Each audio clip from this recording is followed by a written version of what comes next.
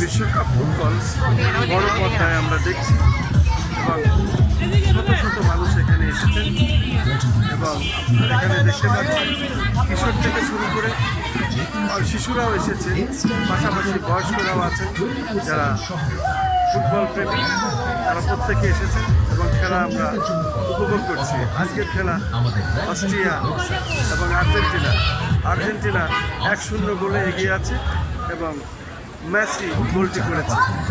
আজকের খেলা অত্যন্ত হাড্ডাহাড্ডি খেলা হচ্ছে এবং এই খেলা মূলত শেষ না হওয়া পর্যন্ত এখান থেকে আমরা যাব না, খেলা শেষ দেখবো। এখন হাফ টাইম চলছে, হাফ টাইমে আমরা দেখতে পাচ্ছি এখন অ্যাড হচ্ছে, অ্যাড চলছে।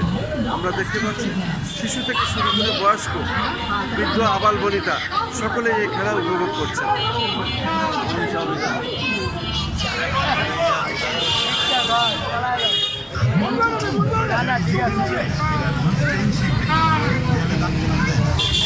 শুধু দর্শক, আমার চ্যানেলগুলির পক্ষ থেকে আমি এটা প্রচার করছি।